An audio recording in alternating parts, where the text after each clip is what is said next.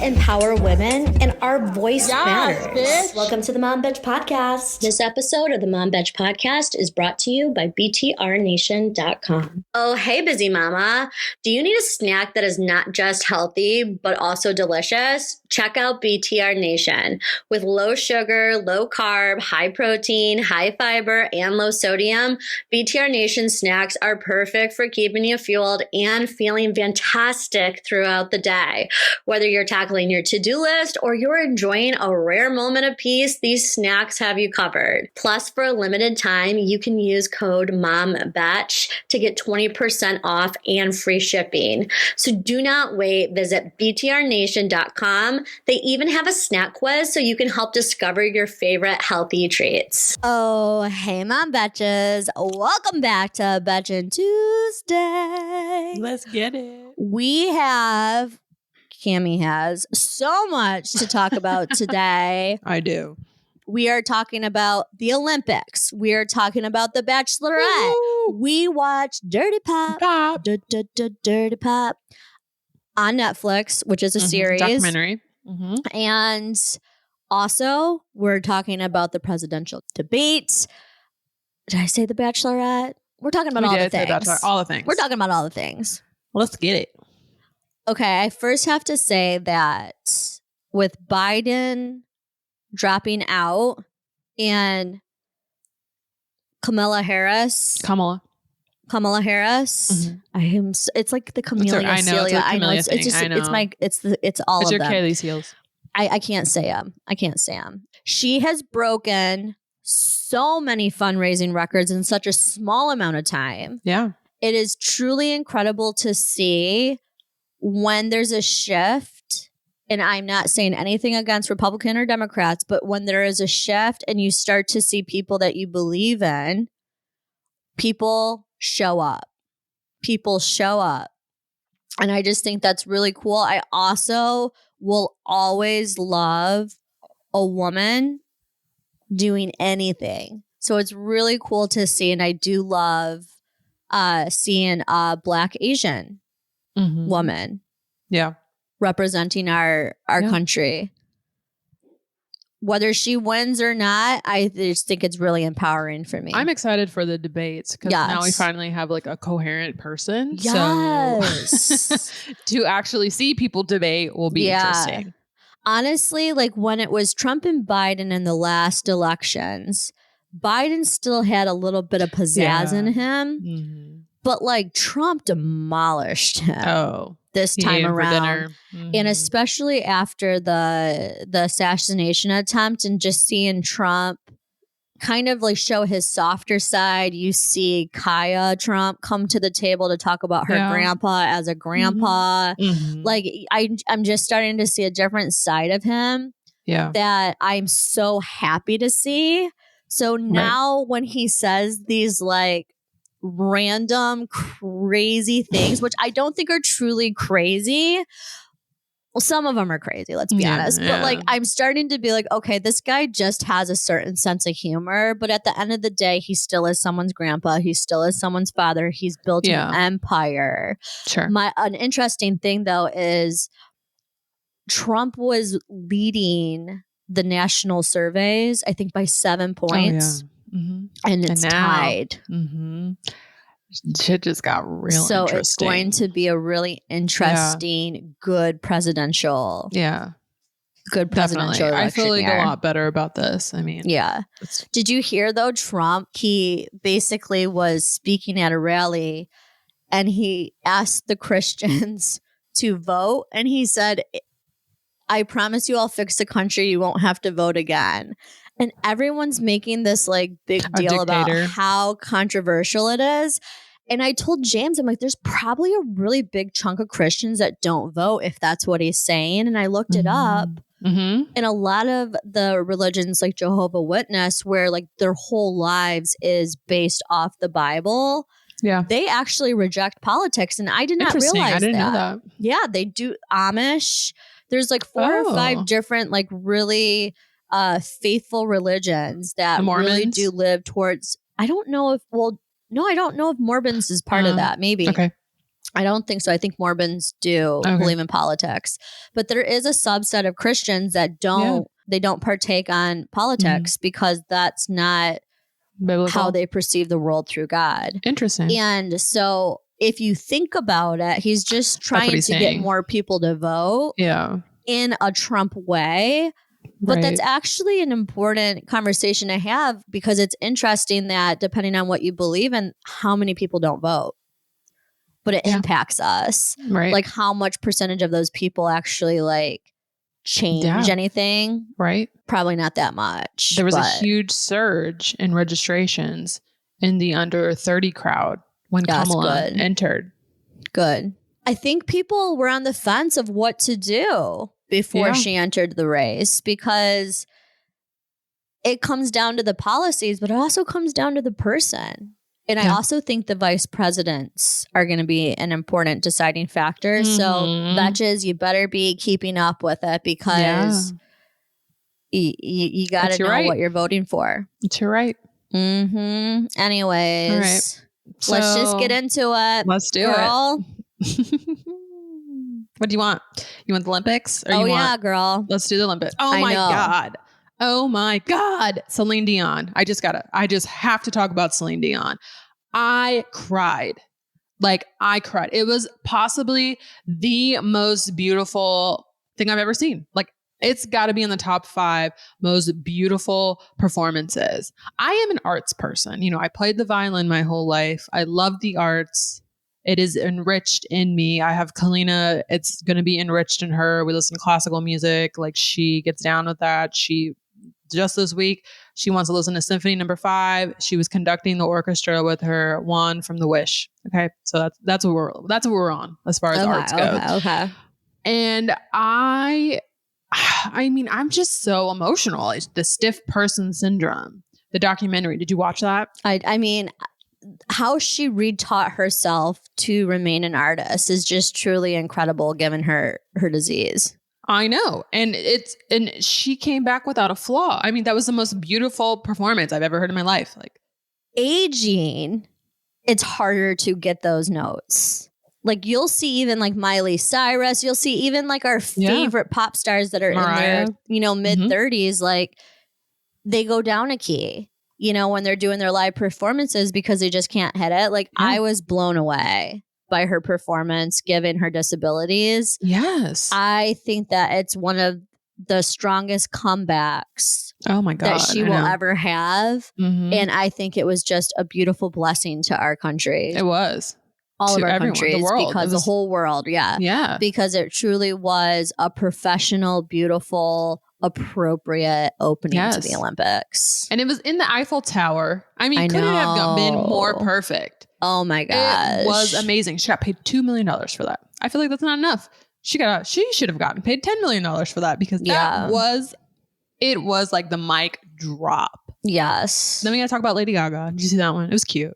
No. Yeah, she performed too. Oh, you know what? I did see that. Yeah, it was cute. It was cute. It was Lady Gaga. She was doing her little cutie. What do you think if you were in a little Parisian cafe, what you would picture? It was very on brand. Yeah, I loved it. The reason why I wasn't sure is because I'm seeing so much incredible pop music play in the background of the Olympics. We got Taylor Swift, we got Beyonce, that I can't differentiate who's at the Olympics in Paris and then the good songs that are playing as you're gearing up for these teams to go do their victorious things. Did you see the Beyonce commercial? Oh my gosh. I watched it 5 times this morning. It was so good. She is just such a great performer, and the way that she pumped up this team, I have chills right now talking about it. It was a really cool commercial. I'm not, don't come for me on the internet, but I'm not super patriotic. I don't really get into the 4th of July. I don't know. Yeah, that's okay. But what are you talking about? You're not patriotic. Being an Olympian watcher is patriotic. Okay, that's what I'm going to say. That is my patriotism. I am the Olympics, that is when I get goosebumps. And that's when I'm go America. So proud of them to be an American. I'm so proud of these athletes. Yes. Katie Ledecky, I always mess up her last name, the swimmer. This is her 4th Olympics. Yeah. Or 16 years of being at the top of the world. I mean, what I think is incredible is one thing that I'm learning with the Olympics is you don't just go to the Olympics necessarily. I mean, in some cases you do to win the same thing. But a lot of these people, the more challenging it becomes, the better they do. Like they push themselves every single year. So like her, for example, I like went down the Olympic hole to learn. Oh, good. Okay. That was my homework, right? I'm so proud of you. Okay. That's why I love this podcast, because I'm doing all sorts of things I would never do. But I never realized that they challenge themselves so much as athletes that they come back stronger and they sometimes do new things. Yeah. Like new events. New events. Simone Biles invent new things. They have like their own moves to it's not just swimming. Maybe she developed a whole new like part of swimming to make her win. Okay. That no other swimmers can do. Gotcha. Like I'm talking about like the technique. Techniques. Okay, like I never realized. I just thought they come and they do the same thing. It's not the case. It changes. And in fact, if you watch, I watched some swimming yesterday. If you watch them, you can see the technique across the board from how they all prepare to get into the water. Like they do the first beam, like they're gonna, preparing you to jump in. And most of them crouch down, but some of them, she was still up and waited until the very last second to get down. And he was like, you can just see the difference in their training and their technique just from that. It's like crazy. Milliseconds. Yeah, it's wild. I had no idea. And that's like, I think something that the most general public probably has no idea. Yep. But it's interesting for me as a new Olympian watcher to the science STEM part of it. Yeah. That's what helps me understand. It is astonishing. And to go with that, I think that's why some people can be so critical, and Simone has, if you watch the documentary, which I highly recommend you do, it's on Netflix. It's going to come back in the fall. So it's going to have all of this Olympics on it, I'm assuming. It's going to be great. And she has a great sense of humor, Simone. Yeah. She is very goofy and very funny. I think that's what helps propel her forward for sure. But she claps back at these people. She's like, you guys are like calling me a quitter while you sit on the couch and eat your Cheetos and you can't even do a cartwheel. And she's so freaking true. It's so true. Like we're so critical of these athletes. We called her a quitter. And it made me very emotional. And I felt awful for her because she, not only did she have to live with it, she had to live with this. And they showed podcasts coming for her, news anchors calling her like a quitter, the worst. And it was reporters. Like you don't even know what happened. She didn't even know what happened. Like she could have gotten really, really hurt. And she equated it to the likes of the 1996 Olympics. And, and I saw that when the girl, like she had a fractured ankle, did the vault on it, won, perfect landing, and then got incredibly injured, and so they wanted her to do that for her country. But hello, this is her life, her body. Like she could have died. Amen to that. Co-signed it completely. And I think it's just in the moment, you just see what you want to see. Yeah, exactly. It is so much more intricate than that. Yeah.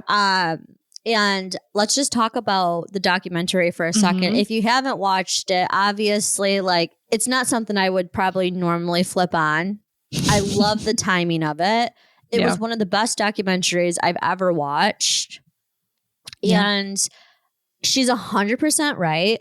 Like when you go to the Olympics, the entire world is watching you and you have the pressure to win and you're like the best in the world. So like you're already the best and now people are like coming at you because they want you to be even better.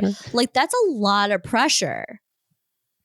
I will go to the club and go golfing and on the 9th hole, it's pointed towards the club's dining area where every person's watching. Okay. And I bomb that hole every single time because I know someone's watching me. Yeah. And I get out my driver, my Callaway, and I'm like, oh girl, you got it. And every single time, mental. And that's just at a golf club. That's a great example. Yep. And with like, one person watching the Olympics, like you have the whole world tuned into recorded. you. So people can pop it on later. Like you have press, like you have all of this on your shoulders. Like, and the most important part that I think people don't understand what you said, when your head's not in the right space and you're doing hard things, you can hurt yourself, and that's not worth it. And it's also too, you're on a team. Like that's another thing that I loved about her is she knew she was going to impact her team and the energy on the team if she continued.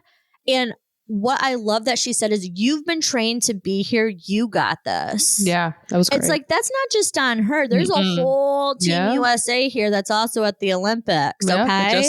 She's a GOAT for a reason. She's in our just league. as good. Yeah, exactly. You might not be her, but you have your own skill set. And it's your turn to bring it to the table the same I have the past X amount of time. I love that documentary. I feel like I have I love watching that because now when I look at the Olympics, I feel like I'm watching it the right way.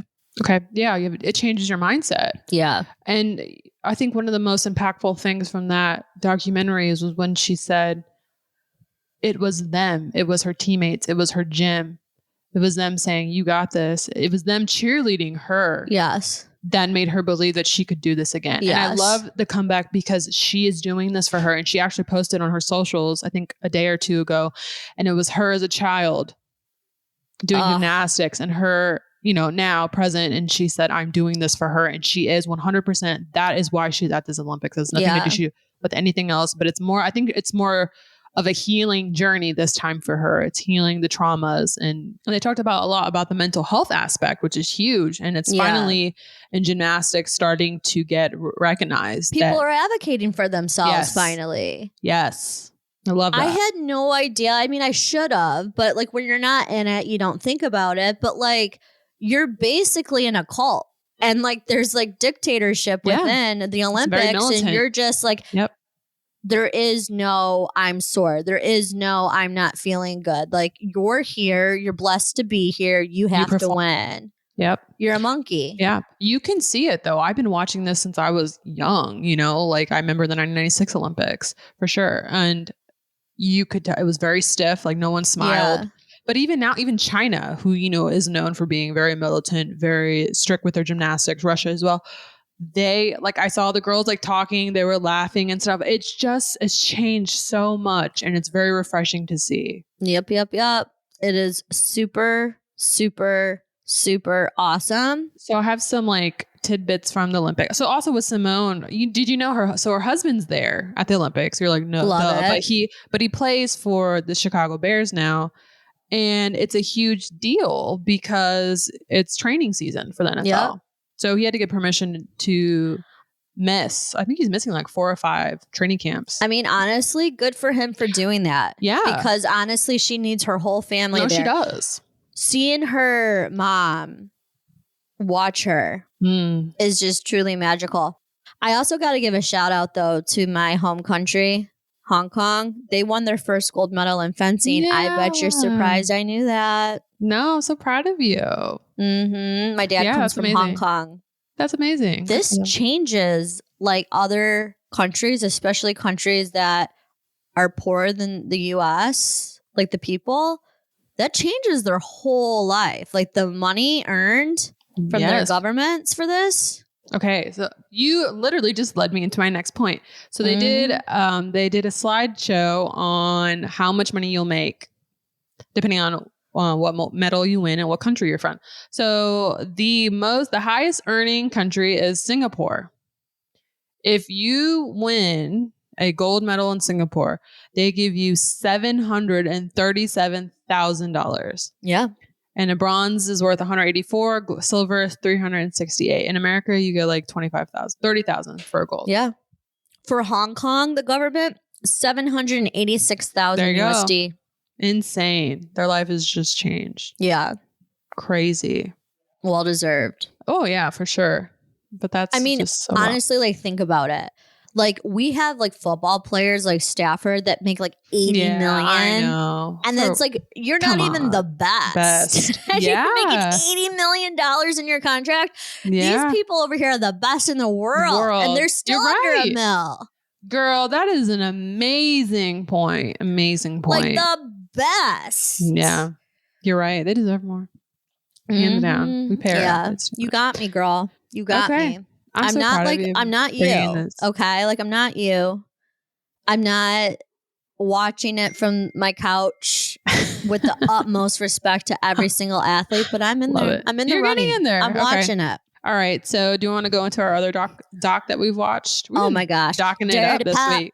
Okay. Dirty Pop. Out on Netflix. Just came out. It's about Lou. I forgot his last name. Pearlman. There we go. Lou Pearlman. Did you know that? The inventor of NSYNC. And Backstreet Boys. And I had O-Town. no idea. And Natural. I had no idea. I think it's genius that he created his own competition.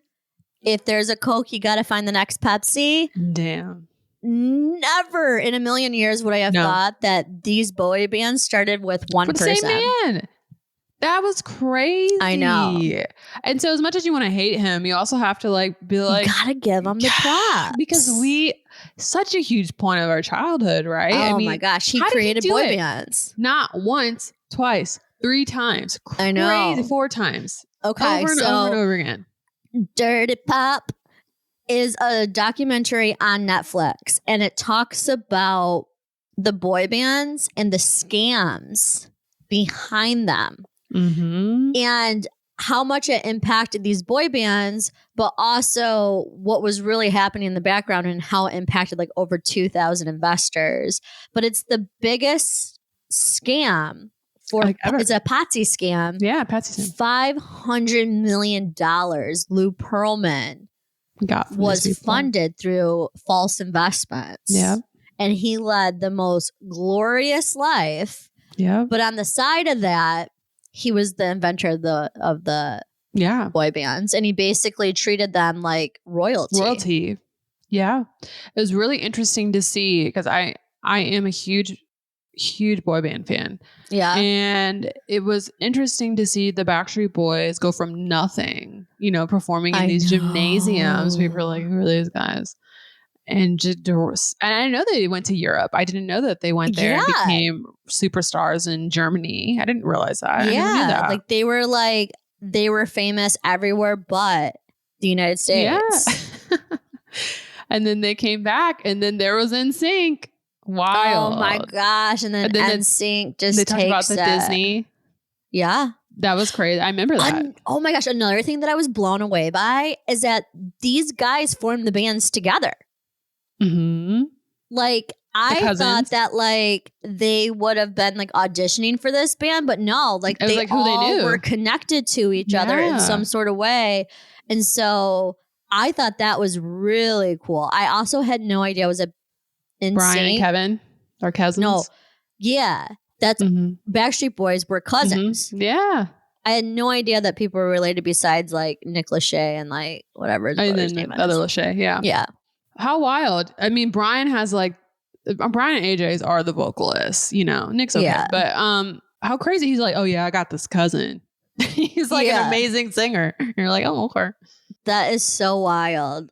Also like their emotion when they got their first like gold albums. Oh, I know. It was just really cool to see. Yeah, but I do think they do owe it to this guy because without him investing in them, there would not be NSYNC or Backstreet Boys. Separately, what this guy did to everyone was just atrocious. It was atrocious. And so they kind of have mixed feelings, right? So like Howie was talking about it. And they have Howie and AJ and they have Chris Kirkpatrick from NSYNC, and they talk about it. And he's like, I think it was Chris, he was saying, what he did was disgusting, but at the same time, like he created a whole culture. He did. So it's just like a whole phenomenon. Yeah. So it's kind of it's a weird thing to like judge. I mean, what he did was wrong. I mean, he costed, I think only they said 50 million was retrieved. I thought it was 500 million. Yeah, maybe it was 50 million. It was something very small compared to the total. Yeah. And all those people invested their life savings. I mean, think about those 2,000 people impacted.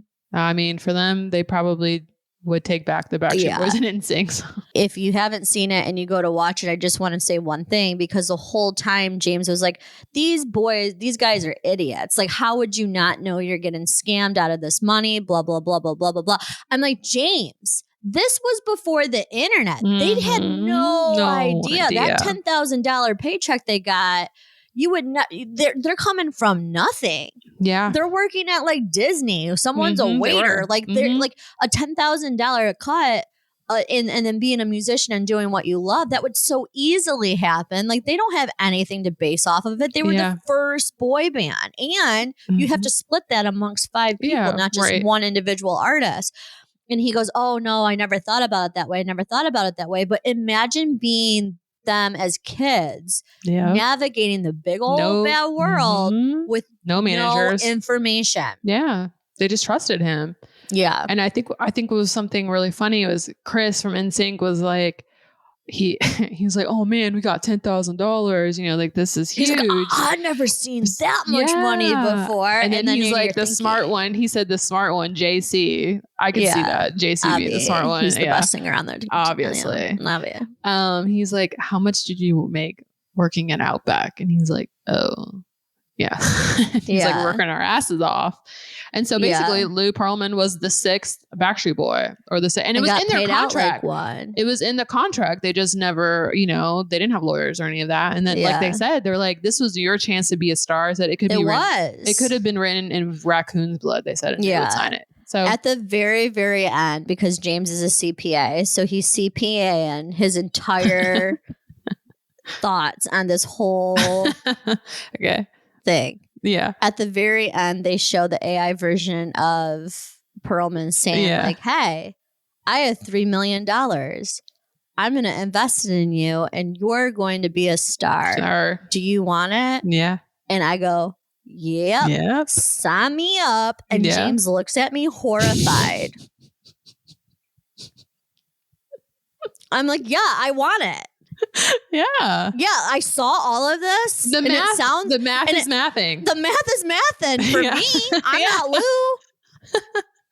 That's Lou's deal. Lou's investing in me. Like, I'm good. I don't see it in sync in jail. Like, I'm in. Yeah, sign me up. They got tens of millions I will eventually. Doodle and bop wherever you want me to. Right. I mean, that was a good documentary. It was. The one thing I'm going to say that's not nice is like the inventor of Nickelodeon shows, the inventor of these boy bands. It's all the same guy. Oh my God, you're right. It's the same guy. It's like these overweight kids that got made fun of. That are now thriving in an industry because they have the drive and they have the creativity and they have the fuel to do all the things that they couldn't do themselves. True that. They're literally like the Kardashian. They're like, they are Kris Kardashian. Mm-hmm. Like everyone always is like, Kris Kardashian's the best because she's like the momager. Yeah. Like literally these guys are the dadagers. Like they are the Kris Kardashians of boy bands and Nickelodeon TV shows. Yeah. It was like, I was like, is this the same guy? Just to throw this out there. There's been no documented allegations that the man was a pervert. He just looks a little creepy. But also, too, when it comes to Nickelodeon, like he's never been charged with that either. He hasn't. Exactly. It was just hearsay. Hearsay. You're right. So like they are the same person. Yeah, they are. Okay, so let's take it to modern ages, modern times. Let's get into the goss. Okay, let's take it to modern times. NSYNC. So NSYNC has been getting offers from various stadiums. They're like, let's do it. Let's do the tour. And so they've been having various meetings and it's just the 4 of them. We all know who's missing and I don't even have to say who's not there. Right? We know.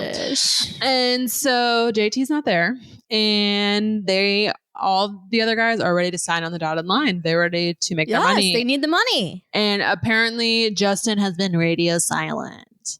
And they're saying, because he's on his world tour that he's, blah, blah, blah. But come on, bro. Like, you can sign a deal. Your world tour is not that great. Nobody likes you anyway. And honestly, let's do the freaking tour without him. Bye. We don't need Justin. This episode of the Mom Betch podcast is brought to you by BTRNation.com. Oh, hey there, Supermom. Are you looking for a snack that will fit your healthy lifestyle and allow you to keep up with your busy days? Well, say hello to BTR Nation. BTR Nation snacks are low sugar, low carb, high protein, high fiber, and low sodium. So it's literally everything that we need to stay energized and feel great. From protein packed bars to guilt-free truffle cups, these snacks are designed to support your active lifestyle and satisfy your cravings, which is why they are my favorite. But the best part is we get to use code MOMBETCH for 20% off and free shipping. So if you're ready to upgrade your snack game, visit BTRNation.com, grab your favorite snacks, and fuel your mom's superpowers. There has to be envy and anger towards him. Yeah. But I also understand it's kind of like the Olsen twins for me, where you've done that and you've moved past it and you don't want to do it anymore. But he's got to do his bros a favor. Like, they need their money. Right. You know what I mean? But we also don't know, like, did they just like ditch him too? And now they like are like, oh, this is another everyone pop of knows. Stardom. Everyone knows they have been on it. And it's wrong though, because they showed up for him. They did the Trolls movie. They did the Troll song. Okay. Yep. Also, too, like Taylor Swift basically said it was happening. Right. Like she accepted the award. She opened it up. Yep. So there was an interview interview with Chris. They need to tag onto that Eras tour. I know. Oh yeah. That would help Justin too. There was an interview with Chris because he was at the Deadpool Wolverine movie, which I did see. Hilarious. So funny. But anyways, there's an NSYNC song in the movie at some point.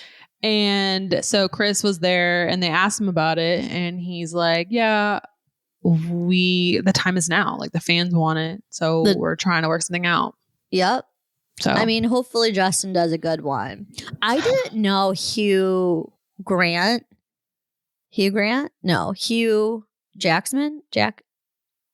Oh, Hugh Jackman. Yeah, for Wolverine. I didn't know those were his movies. No, he's not in them. Like in Deadpool, you mean? That's Ryan Reynolds. No, I know, but are those his movies? What do you mean? Like he produces them? Oh, Deadpool? Yeah. Or like, oh, I don't know. And Wolverine. Oh, I don't know. Does he? I think so. Really? Oh. I saw, I don't know. I got to look it up. Taylor Swift posted a shout out to him on his 2 films. And then obviously Ryan Reynolds. Yeah. But they're like best friends.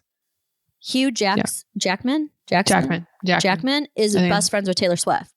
Really? No, it's like literally on her story. Oh, today. I didn't know that. Okay. There you go. Like one of my best friends, Hugh Jackman, giving him a shout out on his 2 films. And it's a picture of him with Ryan Reynolds. Oh, maybe it is. It was good.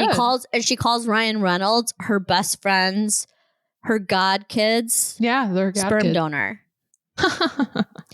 I love Taylor Swift and her new, like, this is who I am. I can be funny and wonderful and perfect. Yeah. Love it. Yeah. I want to hear and like the whole Blake Lively, Ryan Reynolds, like their bits are so fun. Cute. They are funny. They're funny. He threw a little Blake in during the movie. It was funny. Wait, can we just like side note that the fact that like last week I said, did you see the Pepsi commercial? And I sent you the Pepsi commercial of Britney Spears. Yes. And you were like, why are all these men just staring at her?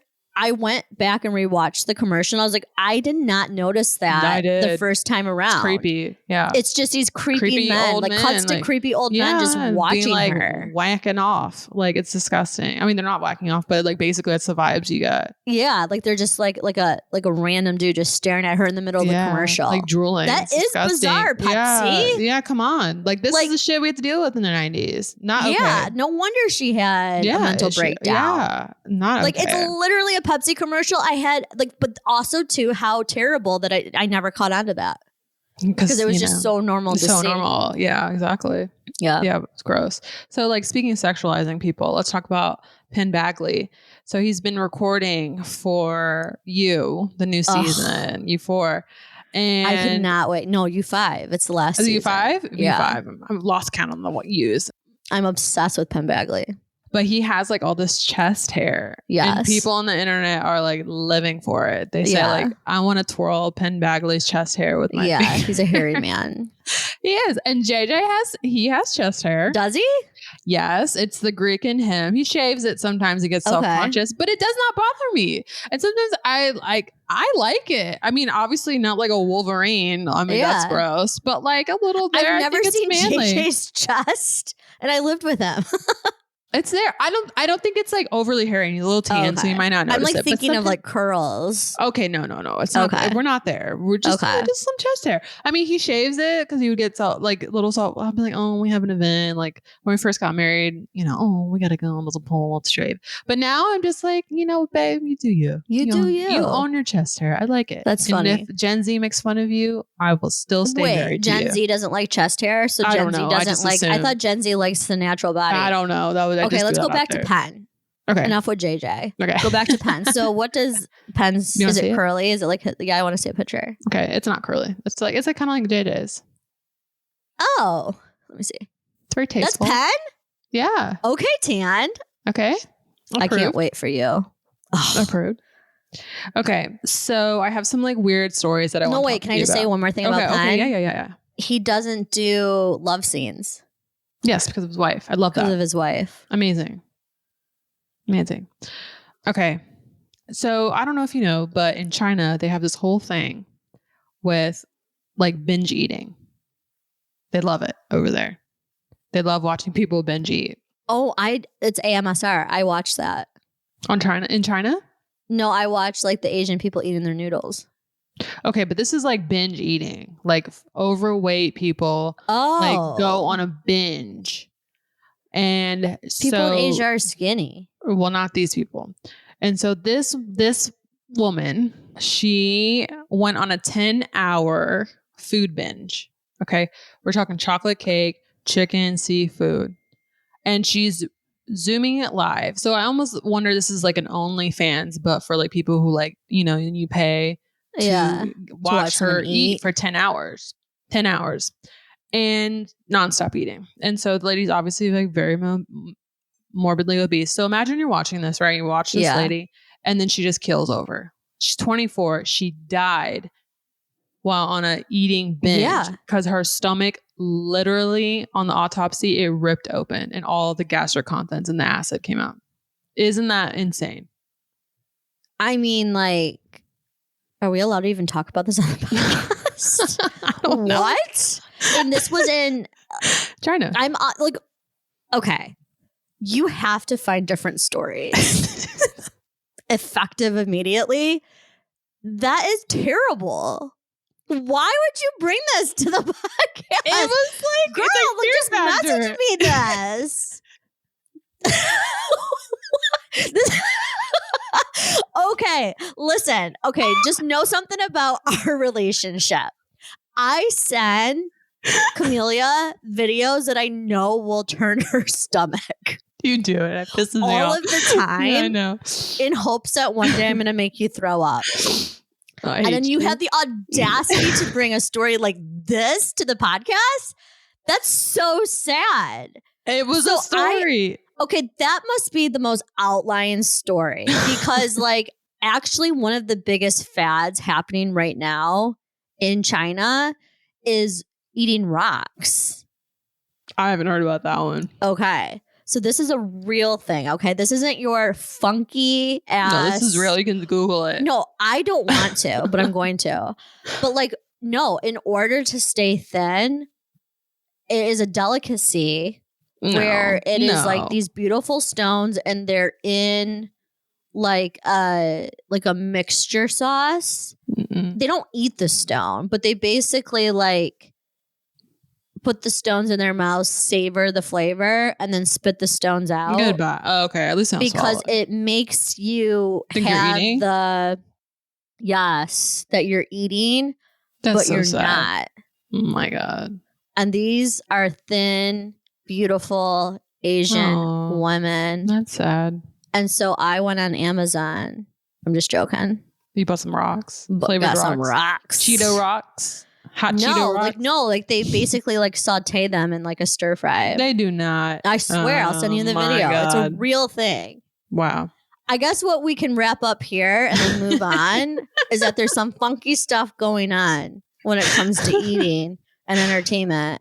I feel like you're trying to discredit my eating lady, and it's real. I'm scared. Pan Zoiting. What's it called? Her name is Pan Zoiting. Xioting. To eat 10 hours straight into the fact that was live streamed. Yep. Is mental health. I know. At its finest. Poor thing. Know. Rest in peace. So, Demi Lovato. Okay, Demi Lovato. Okay. Loving where we're going. Okay. Demi Lovato is living her she calls this, she's in her Martha Stewart era, but I feel like this is anybody over 30 era. Okay. Yeah. She said, is anybody going to match my freak? Spend the weekend baking and in bed by 9 p.m. every night. That's called over 30. That's called every millennial woman in America. Welcome to your 30s, Demi Lovato. Demi Lovato. Yeah, right? Demi Lovato is one of the best vocalists of our generation. Mm-hmm. She's great. Her stories. Demi Lovato inspiring. Back in her Joe Jonas days. Yep. I love this for her because she's gone through so much. Yes. She's overcome a lot. And yes, baking and in bed by 9 is what you would call a vacation. Yeah, right. That's called like living your best life. Or having a toddler. Yeah, or that. Or being a mom. Or living with Lakin. Yeah. Also, it's been 20 years since Ashley Simpson's debut. Oh my gosh, on SNL or whatever. Yeah, whatever it was. On a Sunday, I'm waiting. Yeah, that. About Tuesday, I'm fading. Yeah. What was that called? I can't remember the name of that song. All I think of. I had the kitchen on. Remember that one? I like the La La one. You make me wanna la. Yeah. In the kitchen on the phone, I'll be a fresh maid. Yeah. That was the shit. I love an Ashley Simpson era. I thought she was so cool. Like I was like, you ever see that girl that's on Instagram and she always does the millennial skits? Like I was her, where I was like tomboy, like living my best Abercrombie Hollister life, and then cut chase. I'm all of a sudden punk. Okay. Because I'm Ashley Simpson. I want to dye my hair she made black. Everyone like that. So she performed. She had like a little mini concert, and Jessica Simpson was there, and she hyped up her sister. I was so she was like, you look like a rock star. She's like, you need to come back and do this and tour together. That would be an ultimate tour. Ashley and Jessica. I would go to that. Jessica Simpson and an Ashley tour reunion would be so hype. Right? I'm so right there. Let's bring in Nick Lachey. Let's do the damn thing. No, let's not bring in Nick Lachey. Okay, so the last wild story for you is off the coast of Brazil, 13 sharks have tested positive for cocaine. Like the cocaine. I kind of read up on that. Yes, it's getting into the water supply. Can you imagine that'd be some mean sharks? I mean, they better watch out swimming in those waters. They're going to lose a lot of people because a cocaine shark, that's got to be scary, man. Hopefully they're swimming the other way. Not for me. That's insane. I know. That right there just goes to show you don't know what's in the water. Exactly. Literally. That's why, girl. I mean, what if that got in a kid's system? Yeah, you're right. You just can't trust anything anymore. I know. It's sad. Like I thought the world was round until I realized that there's a world beyond the Antarctica rocks. Right. And now I'm down this conspiracy hole of, is the world flat? I've been on it for a whole week. Like, this is why I'm not supposed to be online. This is why I need to read a book. That's true. Okay, there you go. I'll support that. All right. I think we just wrap it up with our Bachelorette recap for the week. Oh my gosh. We haven't even got into the Bachelorette. I know. Yeah. Okay. Do you want to go first? Or do you want me? Okay. So how do you feel about the striptease segment? Did you think that was kind of like, ugh? Like, it was funny and all, but like, okay, if they had women do that, can you imagine? Listen, let's just go back to the Backstreet Boys. Lou Pearl had the Backstreet Boys playing for the kids, and then he had Chippendales going for the mamas. It's just TV. I mean, they had Jen jump off of a plane. They did. Now they have to have Strippers. the strip tease. It's because the season's a bore fest. Okay. Devin, still my favorite. I liked his honesty about his body, his vulnerability with that. He got up there with his little flat belly, and like, I felt it because that's what I would look like right now. Yeah. If I got up there, and I just love his energy. Yeah. Okay. And then Sam laughing at him. Sam M or Sam N? Sam M? The one that was like torturing him that he got the final date rose. Yeah, Sam M. Like what? I've never seen in Bachelor history someone get laughed at for getting a rose. These guys are brutal. Are they even men? I would argue because I don't even know. Jada's like, I don't give a shit about drama. Like, men don't like drama, and it brings me to like when Spencer was finally like, he exploded, our little golden retriever. He's like, I've had enough. Like, they were bickering back and forth, and he yelled, which seemed like very uncharacteristic. But like, dudes don't like drama, and they just kept fighting back and forth. And he was like, "Shut up, everybody!" Like, he just like yelled it, and I was like, "Oh, Spencer, finally." I don't know about this season. I feel like the only person, I feel like Marcus, maybe. I don't think she's going to end up with Devin. I think she likes him, but I don't feel like she is physically charged towards him. I just like, this season confuses me because I feel like in previous seasons of The Bachelor or Bachelorette, it ends up being someone like Kelsey. Let's just look at the last season. Like, I wouldn't have expected Kelsey from the beginning or the middle.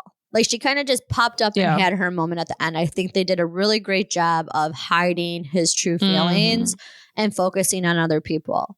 Yeah. In this season, I think it's going to end up being one of the guys that they're focusing on because this whole season is brutal. Yeah. It's just brutal season. I'm watching it for the podcast in hopes that Devin wins or Marcus because all the other guys, I'm just so confused. I mean, Grant's a sweetheart. I love him, but who else is there? I know. I feel like you could eliminate all of them already. Let's talk about Sam M. Okay, he just needs, like, the strip tease was gross. And then she was like, are you going to ask me to be your boyfriend? And he got all gross. Like, she was uncomfortably awkward. Like, from what she was saying, she was saying, like, what are you doing? Stop. You're being weird. But she didn't want to be like, dude, stop. And I feel like this is important lesson for women. Just, like if you're not vibing with it and the guy's being like gross and too physical and you're feeling uncomfortable, tell him, bro, stop, get off me. Like, I took it as she liked it. No, I resonated with it because you're just kind of like, you're saying things like, trying to like laugh it off. But like, if you see her, she's pushing on him. She's like, what are you doing?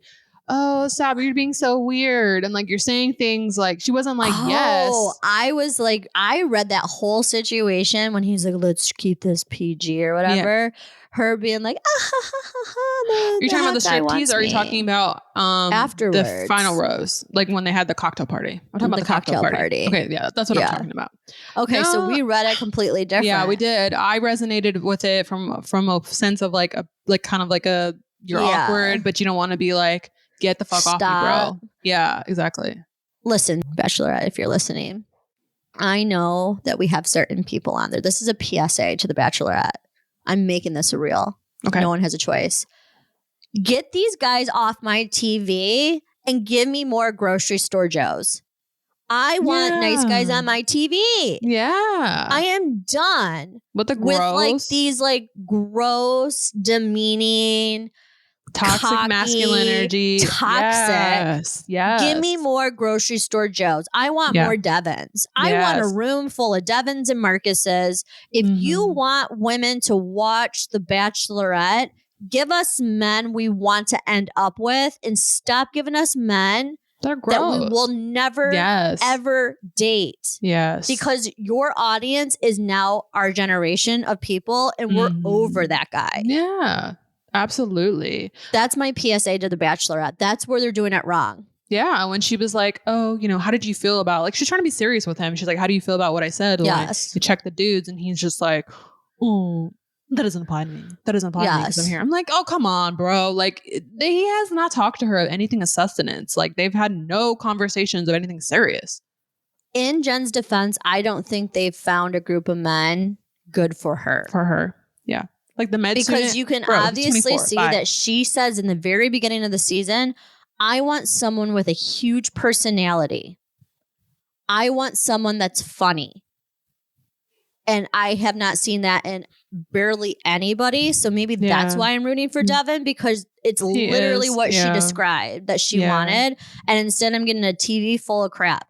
I feel like it's sexist because when you see a Bachelor episode, it's all these wonderful women. Daisy, Kelsey, like he had a whole plethora of incredible women that had great personalities. Yeah. And then when you get the Bachelorette, you get a bunch of fools. Yeah. What is going on? True that. Cosign? Cosign. Yeah. Okay. But then that's my strife. A bunch of nice guys in a room. That's boring. But that's kind of like my Demi Lovato night.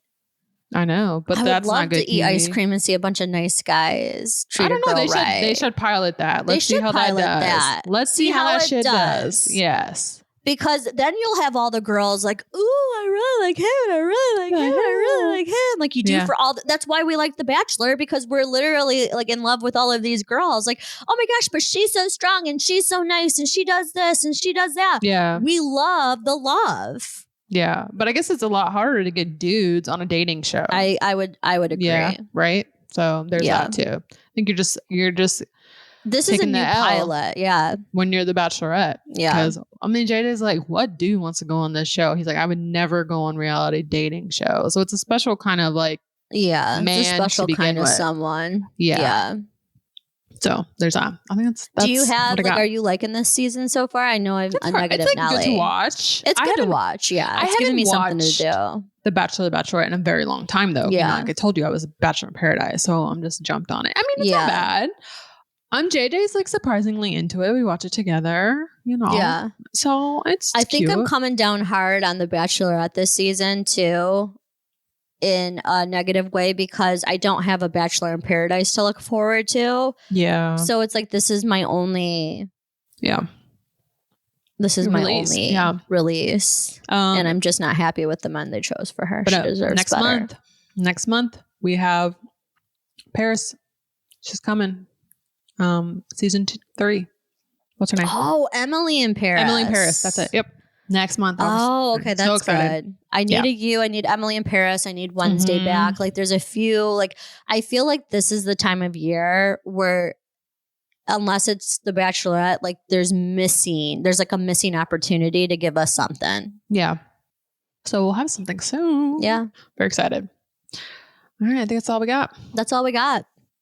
On Thursday, you're going to hear us chit-chatting about late summer energy, how we're shifting our vibes. It's just a solo with Camellia and I. And it's a really good one. We're talking about tips and tricks on how to have like a summer bucket list. And we're doing the summer challenge, the Mom Betch Summer Challenge. So we want you to join that. Post your favorite summer memories of your families. Tag us. Always. Maybe you'll win something. Maybe you won't. We don't know. And as always, we make our special requests. Please leave us a review. Subscribe. If you like it and you have mom friends that are probably like-minded like you, share it. Yeah. The Mom Betch energy is a mom. She's probably a working mom. She likes her bougie shit.